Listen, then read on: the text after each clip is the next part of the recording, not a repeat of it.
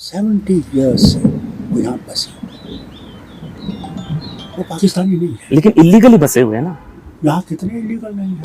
तो सबको निकालना होगा फारूक। बंगाली जो वो आए थे, क्या उन्होंने कहते जो घुसपैठिए, रोहिंग्या आए थे, रोहिंग्या, मगर देन यू गो अगेंस्ट, तो निकालना होगा ना। वो रह रहे हैं, इसका मतलब कहती है ह्यूमन, ह्यूमन हिंदुस्तान तो ह्यूमन नेशन है। सर धर्मशाला तो नहीं है फारूक साहब, माफ करिएगा, लेकिन धर्मशाला तो नहीं है ना। नेशनल सिक्योरिटी वो इलीगल है, या आप मानते हैं? Different thing. वो इलीगल है ना। उन्होंने पाकिस्तान की नागरिकता छोड़ी फारूक साहब, ना हिंदुस्तान की नागरिकता ली उन्होंने। उनके डॉक्यूमेंट्स बने। एक इफ्तिखार अली, सर एक मिनट, वो जम्मू कश्मीर पुलिस में था, 25 साल से नौकरी कर रहा है, पासपोर्ट पाकिस्तान का नागरिक, भारत में। देखिए कई लोगों, उसमें बताया गया कि आपके कार्यकाल में कई लोगों में नागरिकता ली है, मगर नागरिकता दी गई नहीं। नागरिकता है, उसको नहीं छोड़ा जा रहा। आपसे कहता हूं, जो पाकिस्तान का नागरिक है, आप भी जानते हैं फारूक साहब, उन्हीं को निकाला जिन्होंने नागरिकता नहीं ली, जो इलीगल है। निकाल, आप कह रहे इनह्यूमन है।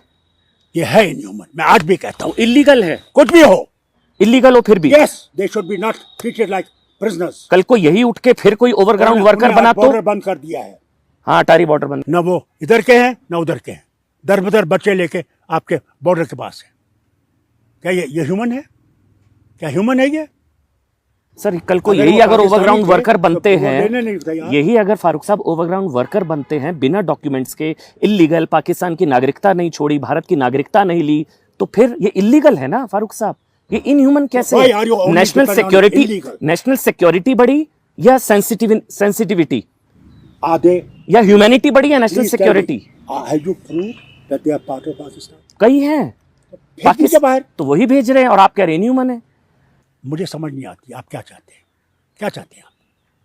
What do you want?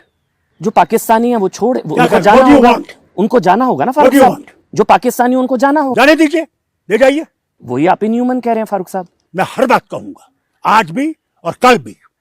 और जो 90 में कश्मीरी हिंदुओं का हुआ था वो इनह्यूमन नहीं? वो भी इनह्यूमन है, टोटली इनह्यूमन। वो तो आपके कार्यकाल में हुआ था। मेरे कार्यकाल में हुआ था, मगर मैंने पंतों को यहां से नहीं निकाला।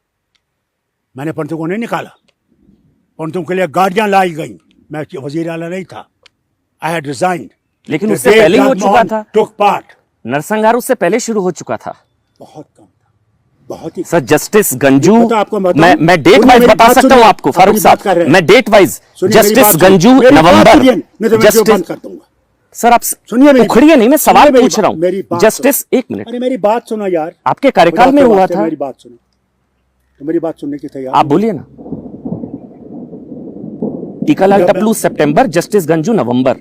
आपका रिजाइन 18 जनवरी का है, मुझे डेट याद है। टीकालाल टपलू सितंबर, मुझे डेट 4 नवंबर, जस्टिस गंजू।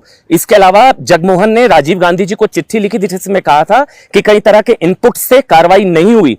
रेंजू शाह जो कि ब्यूरोक्रेट थे, उन्होंने कहा कि फारूक अब्दुल्ला चाहते तो नरसंहार नहीं होता। ये सब आपके कार्यकाल में हुआ, तो आपकी जिम्मेदारी है। हुआ तो हुआ नहीं ना साहब, मुझे बताइए। नहीं फारूक साहब, ये गलत, मेरी बात मत बोलिए। हुआ तो हुआ, सुनिए मेरी बात सुनिए। तो हुआ नहीं। अच्छा मेरी बात, ये हुआ तो हुआ मत बोलिए। सुनिए मेरी बात।